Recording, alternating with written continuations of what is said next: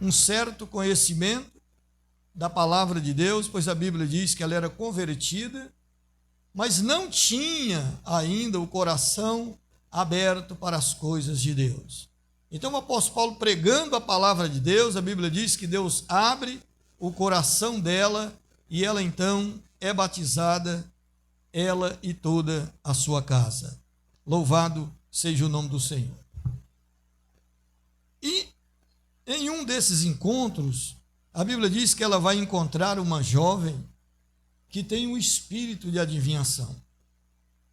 E que essa mulher, ela dava muito lucro aos seus senhores, adivinhando, prevendo o futuro das pessoas, né? Então, a palavra de Deus diz que essa mulher, ela começou a seguir o apóstolo Paulo. E no meio, né, de tudo isto, a Bíblia diz que ela ia gritando, né?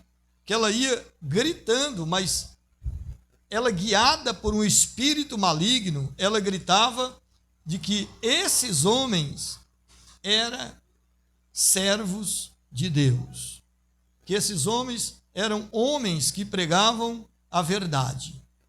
O apóstolo Paulo, o que ele faz? Ele simplesmente, ele não aceita aquele testemunho, porque embora fosse verdade, mas aquele testemunho era um testemunho do diabo. E Deus,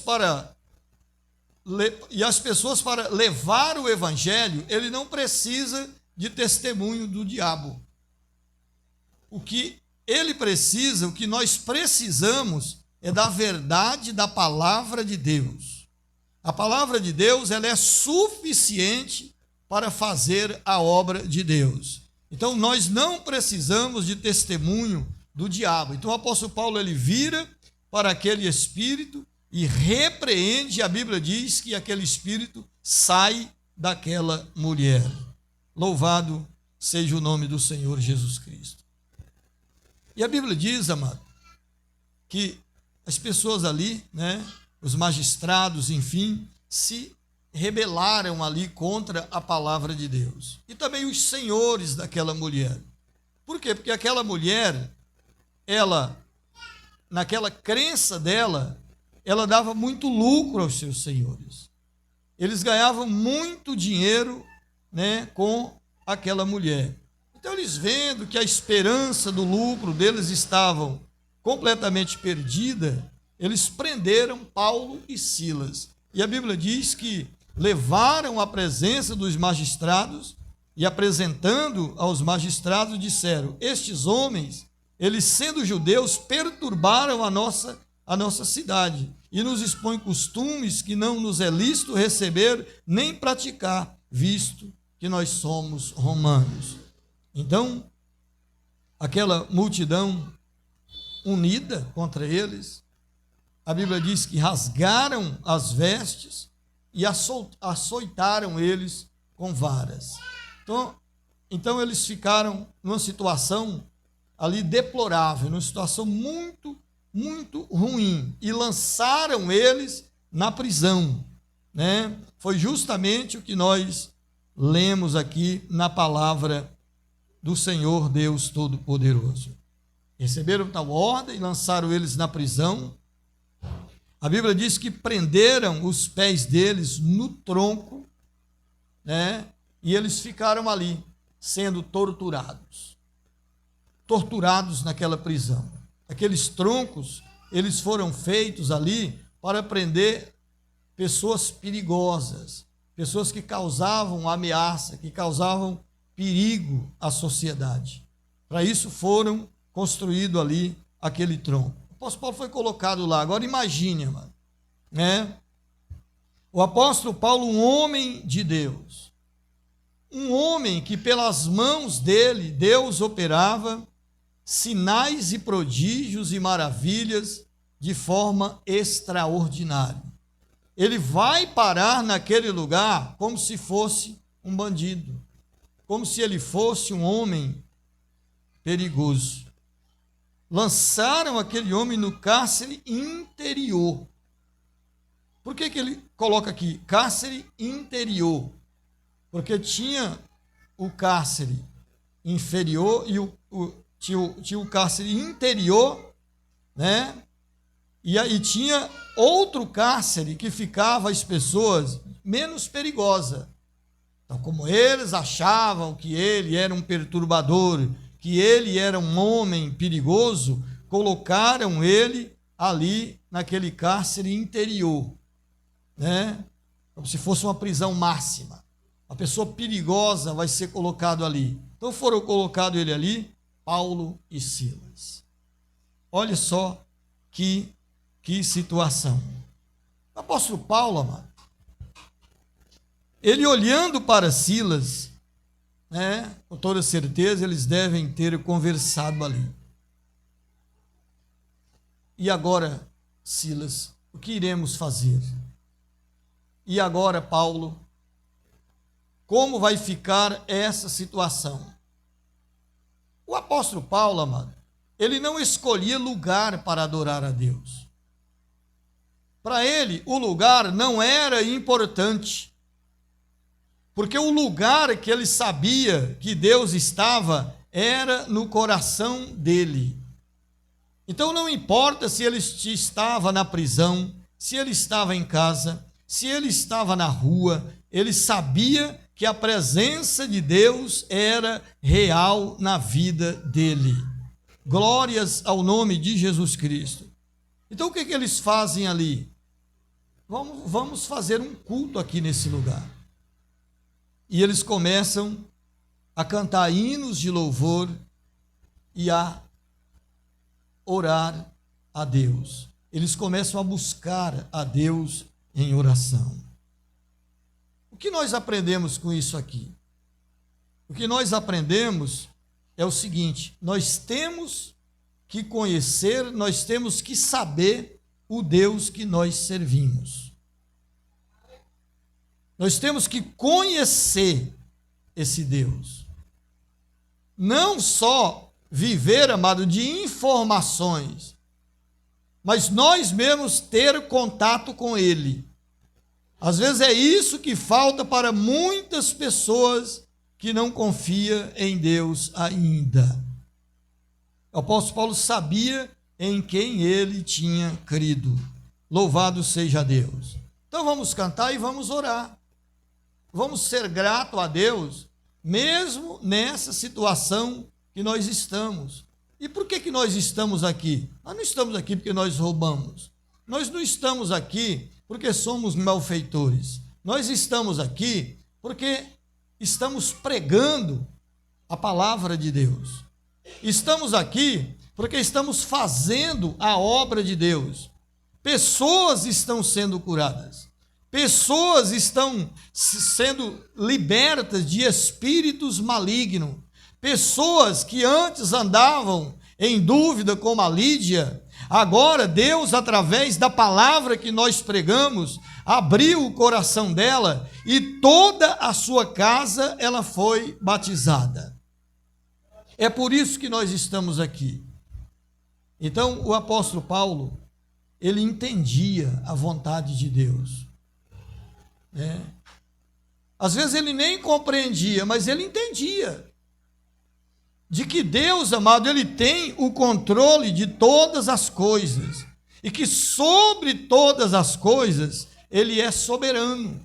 E por isso ele faz como lhe apraz, ele faz como ele acha melhor fazer. Louvado seja o nome de Jesus Cristo. Então o apóstolo Paulo aqui, talvez se fosse alguém moderno hoje, que busca a riqueza, que busca o conforto,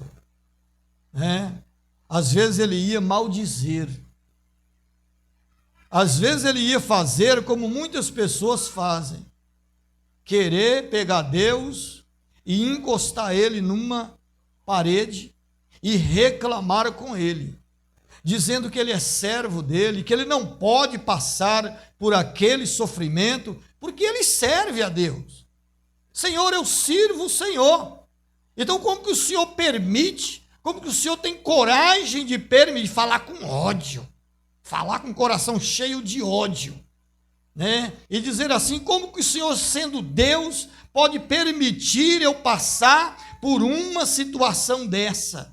Não, o apóstolo Paulo, ele não tinha essa teologia.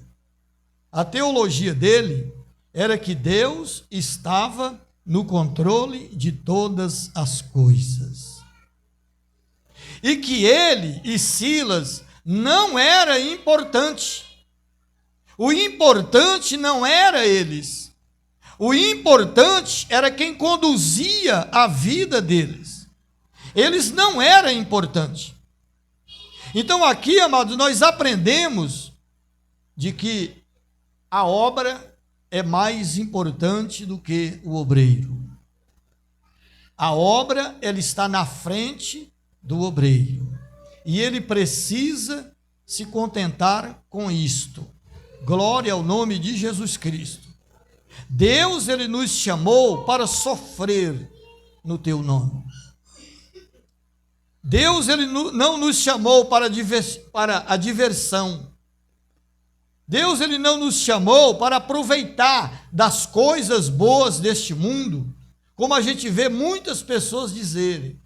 Não, a gente tem que aproveitar. Essas coisas aqui foi Deus que criou. Não está escrito isso na palavra de Deus. Está escrito na palavra de Deus que nós fomos chamados para sofrer pelo nome de Jesus Cristo. Glória ao nome de Jesus. Então esta era a teologia do apóstolo Paulo. Nós estamos aqui, não fizemos nada de errado, né? Estamos pregando a palavra de Deus. Certamente esta é a vontade de Deus, sofrer pelo seu nome. Não fizemos nada de errado. Com toda certeza, Deus, ele é soberano e ele está por trás de tudo isso daqui, né? Todas as coisas cooperam para o nosso bem. Talvez ele pode até ter dito isso lá para Silas. Todas as coisas. Quer está bem, quer está mal, não é? Deus está nos instruindo a tudo, a ter fartura, a ter necessidade, a passar momentos bons, a passar momentos ruins. O que importa, Silas, é que nós podemos todas as coisas em Cristo que nos fortalece.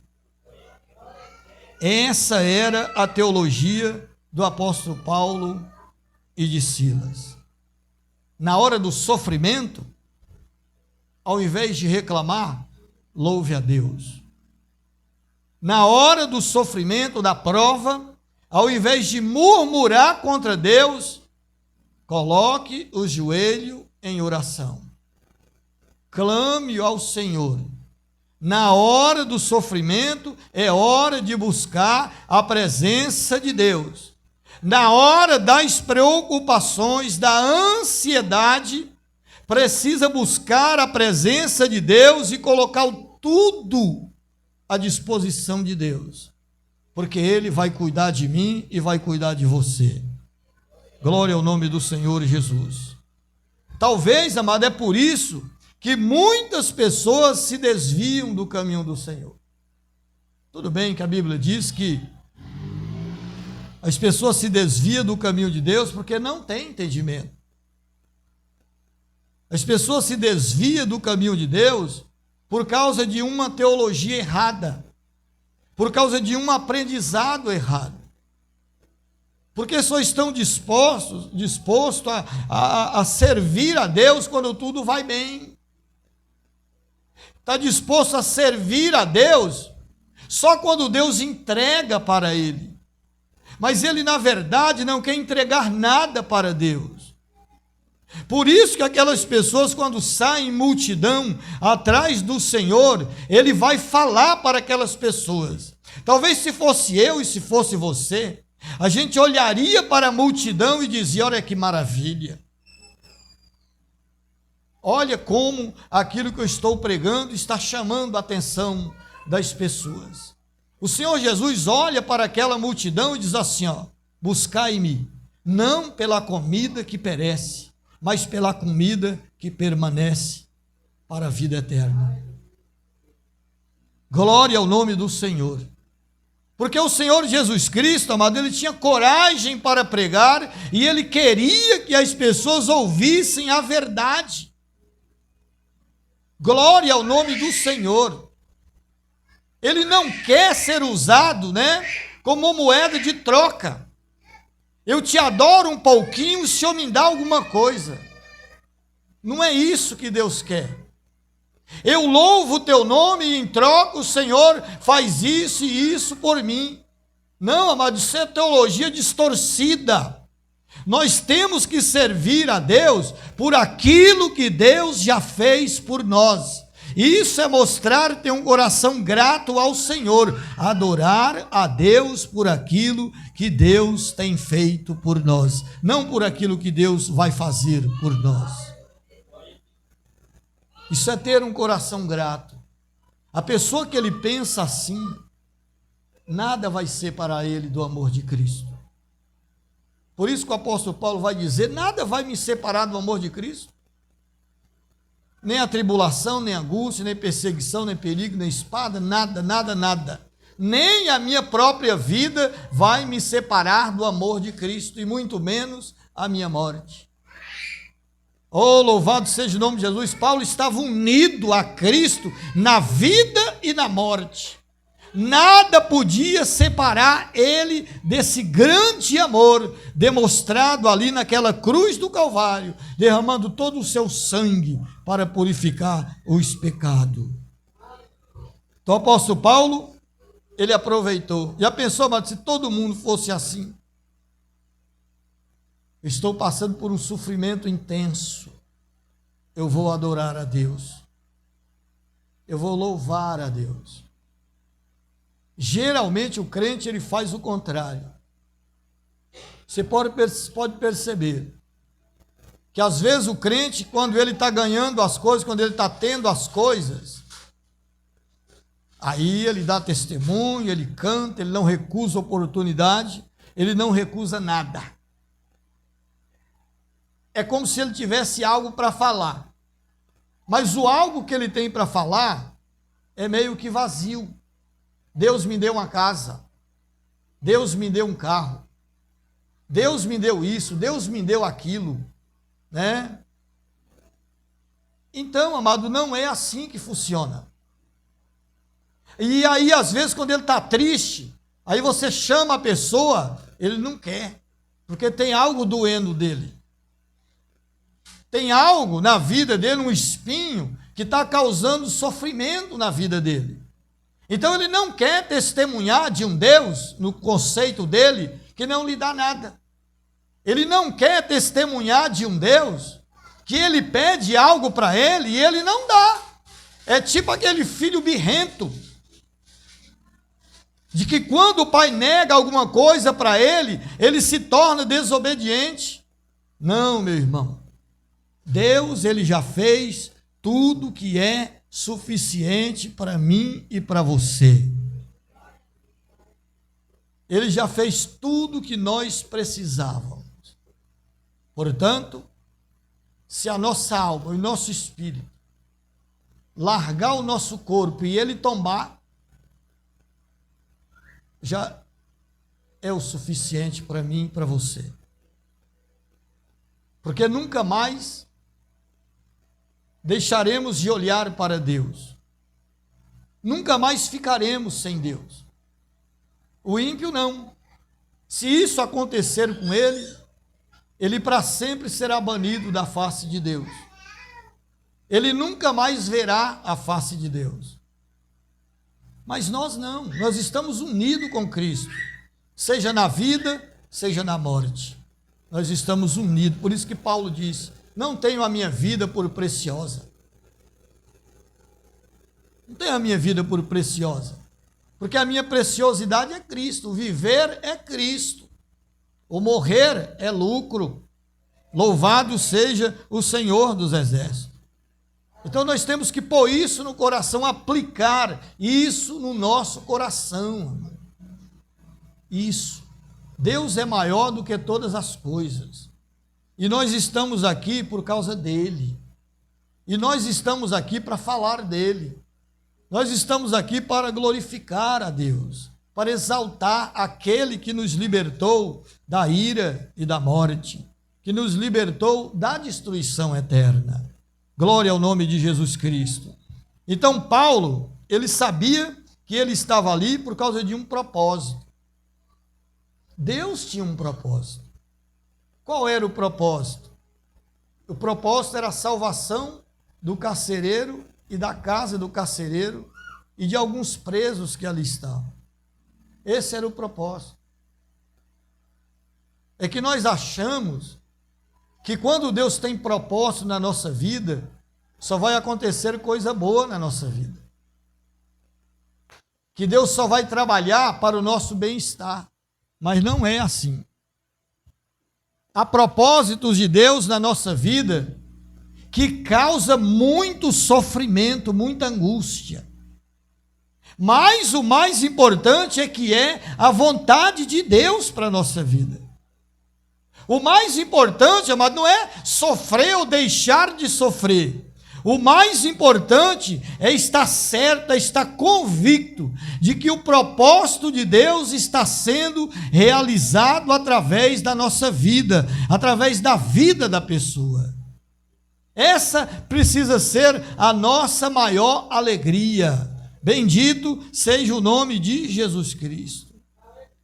Por isso, Paulo, ele estava disposto a dar a sua própria vida, se preciso fosse, para que o nome de Deus fosse glorificado. Por isso que tem uma palavra que ela me chama muito a atenção. É quando aqueles discípulos estão ali com João, né? E aí Jesus passa. Quando Jesus passa, e eles estão ali num diálogo com João, né? Perguntando sobre o Messias. Se João era a luz, se João era, enfim, o enviado. E João mostra para eles: eis aí o Cordeiro de Deus que tira o pecado do mundo. Eis aí, é esse aí, ó. E eles começam a seguir Jesus. Os discípulos de João começam a largar ele e seguir o Senhor Jesus. E as pessoas então dizem assim: Senhor, os seus discípulos, fala para João, né? João, Senhor, João, os seus discípulos, eles estão seguindo Jesus. E João, ele fala assim: olha, eu não sou digno nem de desatar o chinelo desse homem. É necessário que esse homem cresça e que eu diminua. É necessário que esse homem apareça e que eu vou sumindo aos poucos. Ou seja, eu não sou importante. O importante é esse homem, segue esse homem. Glória ao nome de Jesus Cristo. Ele não se importou, amado, em grandeza. Ele não se importou em números. Ele não se importou com isso. Ele se importou das pessoas seguir ao Senhor. Isso prova que João estava fazendo discípulo, não para seguir ele, mas para seguir o Senhor. Essa era a teologia dele. Eu vou fazer discípulo, mas para o meu mestre, não para mim. Para que ele cresça e eu diminua. Glória ao nome do Senhor e Salvador Jesus Cristo. Então, no reino de Deus é assim, amado. Quanto mais você cresce, né? Quanto mais você diminua, quanto mais você se humilha na presença de Deus, mais você se torna grande. Mas você se torna grande não aos olhos dos homens. Você se torna grande aos olhos do Deus Todo-Poderoso. Glória ao nome de Jesus Cristo. Então Paulo se orava, cantava hinos a Deus, e os outros presos os escutavam. Então as pessoas, elas precisam nos ouvir. Elas precisam nos escutar. Tem pessoas que vai louvar, ela não tira Imagine como que eles estavam ali tirando do coração tudo que eles tinham para louvar a Deus. Qual era a intenção deles? Que as pessoas escutassem, que as pessoas ouvissem. Tem crente que ele louva tão baixinho, com vergonha, de que alguém escute a voz dele. Ele canta tão baixinho, é como se ele estivesse dizendo, eu vou cantar para ninguém escutar. Deus, ele quer que nós louvamos a ele, para que as pessoas escutam o louvor. Porque o louvor também, ele tem o poder de atrair as pessoas para ouvir a palavra de Deus, para ouvir a palavra do Senhor, amado. Então nós não devemos cantar fazendo mímica. Nós devemos tirar o que nós temos de bom do nosso coração e louvar, e abrir a nossa boca e cantar louvores a Deus, para que as pessoas escutem e sejam atraídas pela presença do Deus Todo-Poderoso. Então, os presos o escutavam. E de repente sobreveio um tão grande terremoto que os alicerces do cárcere se moveram. E logo se abriram todas as portas e foram soltas as prisões de todas. Aqueles que discordam da palavra de Deus, ou não acreditam em milagre, ele diz assim, não, aquele lugar ali, ele era um lugar que sempre havia terremoto. Sempre havia ali terremoto, mas não dessa magnitude. Os terremotos ali eram terremotos baixos. E outra coisa, mano, isso não tira, né? Não tira a legitimidade do milagre aqui, desse feito. Porque para nós, por exemplo, né? Não existe essa coisa. Não existe isso aí. Para nós cremos que Deus, ele opera sinais, prodígios e maravilha. Não há coincidência para nós. Não existe coincidência. Mesmo porque nós clamamos pelo milagre. Porque nós cremos no milagre. Então, para nós não existe coincidência. Porque nós sabemos que Deus, ele atua através daqueles que são seus. Não tem coincidência. É a mesma coisa das pessoas, não, aquele mar abriu porque soprou um vento. E aquilo ali, e o vento, ele é capaz de abrir. Mas quantas vezes já foram abertos aquele mar através de um vento? O vento pode abrir. Diz a ciência que pode. Mas quantas vezes já foram abertos? Só aquela vez? Que coincidência. Abriu justamente quando tinha aquela multidão ao pé dele. Quando tinha aquela multidão, né, sobre a ameaça de Faraó. Faraó vindo com seus carros, com seus cavaleiros, armado até o dente, a ponto de matar. E bem naquela hora ali, amado, acontece, tem uma coincidência ali. Um vento vai soprar e vai abrir o mar. Olha só que coincidência, bem na hora que Deus fala para Moisés, toque nas águas. E aí ele toca nas águas e há coincidência, o mar abre, se torna seco e o povo passa a noite toda. Aquele mar, ele fica aberto ali a noite toda e o povo passa pelo meio dele. Isso é coincidência? Isso é milagre de Deus. Isso é manifestação do poder de Deus. Não é outra coisa. A mesma coisa aconteceu aqui com Paulo e Silas. Não é coincidência. O que eles estavam fazendo? O que provoca um milagre? Adoração. Eu preciso do milagre. E nem adora a Deus. Eu preciso do milagre. Eu preciso que alguém se converta na minha casa, na minha família. E não ora. Não crê em Cristo. Eu preciso de uma cura. Não louva a Deus, não ora a Deus, não adora a Deus.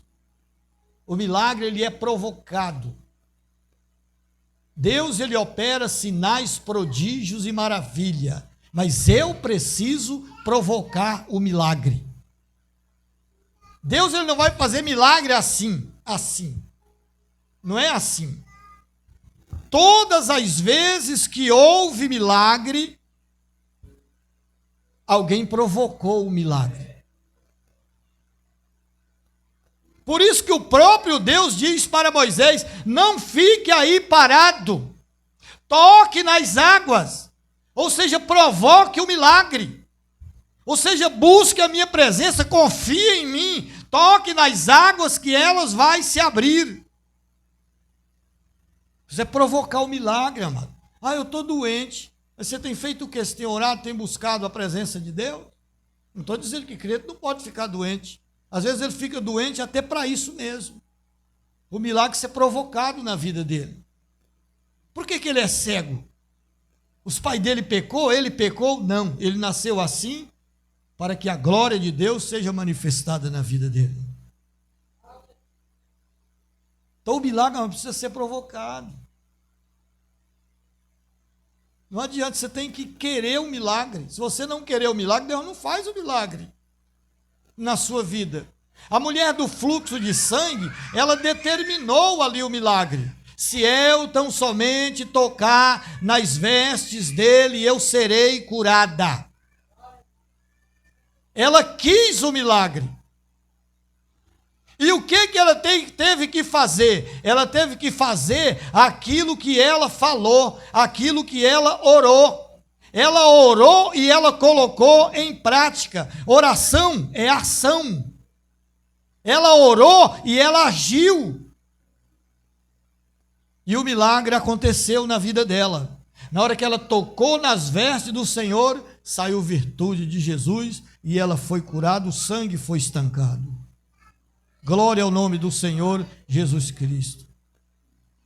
A mesma coisa, o leproso que foi purificado. Senhor, se tu quiseres, pode tornar missão. Ele falou: eu quero. E ele foi curado. Ele quis ser curado. Alguém falando: não, eu quero ser curado, mas não quer porque não pede. Aquele que pede, ele recebe. Só há uma condição de receber algo de Deus, é pedindo Deus. Não, Deus sabe do que eu preciso. Ele sabe, mas você quer que ele pede. O filho, o pai, ele tem prazer do filho na necessidade dele, procurar ele e pedir ajuda. Ele tem prazer nisso, amado. Glória ao nome de Jesus Cristo. Então nós aprendemos aqui assim: eu preciso de um milagre. Eu preciso de uma manifestação de Deus na minha vida. Então o que é que eu preciso fazer? Eu preciso louvar ao Senhor, eu preciso orar ao Senhor. Glória ao nome de Jesus Cristo. Sabe o que é que significa louvor? A palavra louvor significa elogios. Quando você louva a Deus, você está elogiando a Deus. Por isso que Deus ama tanto o louvor. Por isso que a Bíblia diz que Ele habita no meio dos louvores. Quando nós louvamos, Ele está no meio do louvor. Porque Ele sabe que o nome dEle está sendo elogiado. Tá? Eu não gosto muito de louvar, eu gosto mesmo é de orar. Você não gosta de elogiar a Deus? Eu amo elogiar a Deus. Por isso, se eu ver alguém cantar, mas eu já quero cantar junto. Já dá vontade de cantar junto. Tem vezes lá na empresa, o cara fala, pô, hoje você tá um passarinho, viu? Você tá cantando aí. É isso aí mesmo, tem que louvar a Deus, glorificar o nome do Senhor. Exaltar o nome do Senhor Jesus. Ele é merecedor de toda honra, de toda glória e de todo louvor. Porque na hora da minha angústia eu clamei ao Senhor e Ele me ouviu. Por isso que eu louvo ao Deus Todo-Poderoso. Glória ao nome de Jesus. Então, aquele cárcere ali, foram movidos ali e abriram todas as portas. Todas as portas ali se abriu. Olha só que coincidência. Nunca tinha havido isso ali. E foram soltas as prisões de todos. Todos foram soltos. Então o propósito de Deus era esse. Ganhar alma. O propósito de Deus era esse. Era que pessoas chegassem ao conhecimento da verdade. Porque Ele não quer que ninguém se perca, mas que todos cheguem ao conhecimento da verdade. Louvado seja o nome de Jesus Cristo. E qual foi a reação do carcereiro quando viu aquilo? A Bíblia diz que ele tirou a espada e ele quis se matar, cuidando que os presos tinham fugido. Porque o carcereiro naquela época, ele era responsável pelos presos. Se alguém fugisse ali, ele pagava com a vida dele. Você imagina que profissão terrível, né? Eu acho que ganhava bem, porque senão ninguém queria ser carcereiro. Você vai cuidar justamente de preso. O que um preso mais quer dentro da cadeia? Sair dali. De qualquer jeito ele sair dali, principalmente quando a pessoa é perigoso. Então, se a pessoa de bom senso, ele fala assim, eu quero ser carcereiro. Como a criança que você pergunta, você quer ser o que quando você crescer? Quero ser médico, quero ser advogado, quero ser engenheiro. E você, criança, quer ser carcereiro? Quero nada. Se fugir um desse cara aí, eu sou morto. Então ele, amado, ele pega a espada e ele quer matar. Qual é o pensamento dele? Eu vou morrer mesmo? Eu estou condenado à morte? Então eu mesmo vou me matar. Muitos dizem aqui que ele faz isso porque a espada da pessoa, ele era, tanto na guerra, ou as pessoas que usavam espada ali nessa condição, ela era consagrada ao Deus dele. Então, quando a pessoa fala assim, eu vou ser morto, eu mesmo vou me matar, ele, na cabeça dele, ele estava honrando o Deus dele. Pelo menos isso, para ver se ele conseguia pelo menos ser salvo. Então ele tira a espada e ele quer se matar, porque na mente dele eu já estou condenado. O ímpio, amado, é assim. Na hora da tribulação, na hora da angústia, ele quer se destruir. Ele joga a toalha. O crente não, abriu ali as portas e o apóstolo Paulo ficou ali. O apóstolo Paulo sabia que Deus ia fazer uma grande obra ali. Aí Paulo diz assim, não te faças nenhum mal, que todos aqui estamos. Ou seja, ninguém fugiu. Pode ficar tranquilo. Ninguém fugiu e ninguém vai fugir. Ah, mas por que Paulo e Silas não fugiu? Não fugiu porque eles não eram bandidos. Tem umas pessoas aí que, às vezes, o cara, ele é condenado, né? Aí a primeira coisa que ele faz é fugir. Vai para o Paraguai, vai para não sei para onde, vai buscar asilo, não sei aonde. Você pergunta, você é culpado? Só não.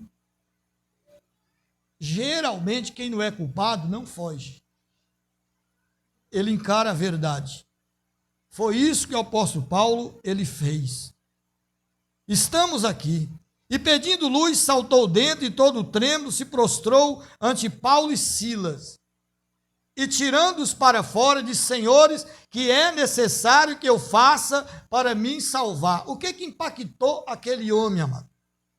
O que impactou aquele homem foi justamente a decisão de Paulo de não fugir. Aquele homem deve ter pensado, porque com certeza ele deve ter escutado ali eles orar e cantar, porque eles oravam e cantavam alto para as pessoas escutarem. Ele deve ter pensado, ele tem uma confiança tremenda no Deus dele. É de um Deus desse que eu preciso. Eu preciso me salvar, então eu vou se unir a esses homens. Esses homens são homens corretos. Esses homens são homens santos. Então ele todo trêmulo, ele se prostra ante Paulo e Sila e diz: senhores, que é necessário que eu faça para me salvar? O que é necessário eu fazer para me salvar? O que é necessário? Eu preciso praticar alguma coisa? Eu preciso praticar alguma obra? O que é que eu preciso fazer? Preciso dar alguma esmola? A resposta de Paulo é: crê no Senhor Jesus Cristo e serás salvo tu e a tua fé. Tu e a tua casa. Crê no Senhor Jesus. Nós somos salvos pela fé. A fé é a ferramenta, é a mão que recebe a salvação, que recebe o prêmio da salvação. É a nossa fé. Não precisa ninguém fazer nada para ser salvo. Ele precisa fazer depois de salvo.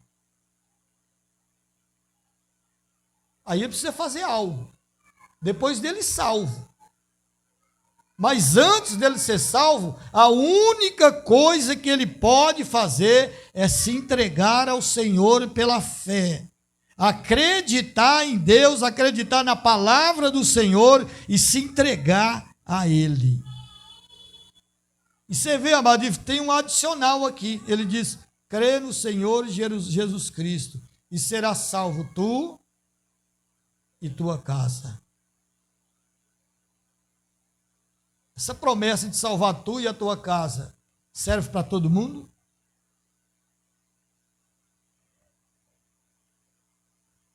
Todo mundo que aceitar o Senhor, a casa dele será salva? A família dele será salva? Claro que não. E como que está escrito isso daqui? Isso aqui é específico. Isso aqui Paulo está falando com o carcereiro. Isso aqui não vale para todos. Jesus disse: você pensa que eu vim trazer paz à terra? Eu não vim trazer paz, eu vim trazer espada. Numa casa que tiver 5, será 3 contra 2 e 2 contra 3. E os próprios inimigos deles serão, e os inimigos deles serão os seus próprios familiares. Aquele que amar o pai mais do que a mim não é digno de mim. Aquele que amar a nora, a sogra, o sogro, mais do que a mim, não é digno de mim. Então Jesus, a palavra de Deus, ela não garante de que toda a família é salva. O próprio apóstolo Paulo, que falou essa palavra, crê no Senhor Jesus Cristo, será salvo tu e a tua casa.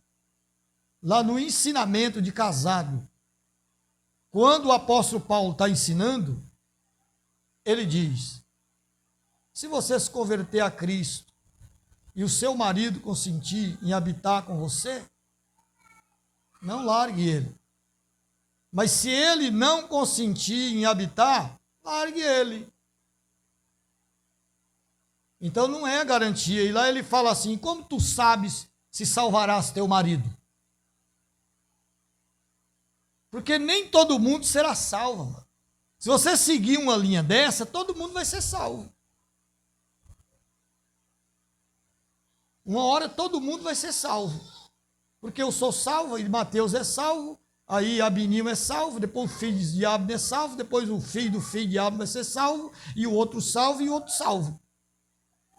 Vai chegar um momento que todo mundo vai ser salvo a partir disso. E nós sabemos que não funciona assim. Tem pessoas numa casa que ele persegue até a morte aquela pessoa que serve ao Senhor. O próprio Jesus falou: vocês vão ser perseguidos pelos da própria família. Eles entregarão vocês. Eles vão entregar vocês às autoridades, mas não se importa na hora que estiver na frente das autoridades, porque o meu Espírito falará por vocês. Glória ao nome do Senhor Jesus Cristo. Então isso não é garantia aqui. Claro que você pode crer nisso, é claro que você pode. Crer no Senhor Jesus Cristo e será salvo tu e tua casa. É claro que você pode crer nisso. Mas se isso não acontecer, não esquente a cabeça. Porque nem todo mundo será salvo. Existem os salvos e existem os perdidos.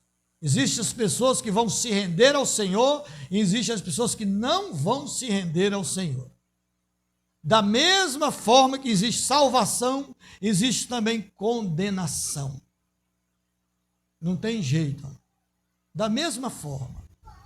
Por isso ele falou assim: ide por todo mundo, pregai o evangelho a toda criatura. Aquele que crê e for batizado será salvo. Aquele que não crê será condenado.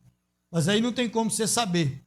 Por exemplo, se é seu pai, se é sua mãe que não vai crer, se é sua irmã que não vai crer, se é seu irmão que não vai crer, não é?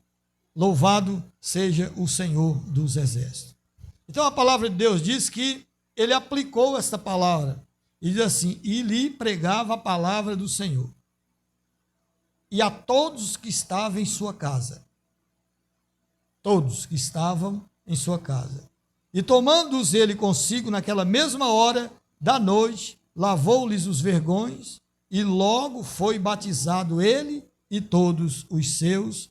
E a palavra de Deus, diz a Bíblia, que trouxe grande alegria àquele homem, no versículo 34. E levando-os à sua casa, lhes pôs à mesa, e na sua crença em Deus, alegrou-se com toda a sua casa. Uma casa que antes era triste, uma casa que antes era desordenada, né? E eu falo para você que era, porque ele falou assim: e alegrou-se com toda a sua casa. Significa então que a casa dele não tinha alegria. A casa dele não era uma casa alegre. Mas depois que eles ouviram a palavra de Deus, alegrou-se ele com toda a sua casa. A palavra de Deus trouxe alegria ao coração dele, amado. E essa alegria, ela não depende de coisas, ela não depende de coisas aqui do mundo, ela só depende da sua obediência a Deus. E embora você vai ter advergências na vida, você vai permanecer alegre na presença de Deus Todo-Poderoso.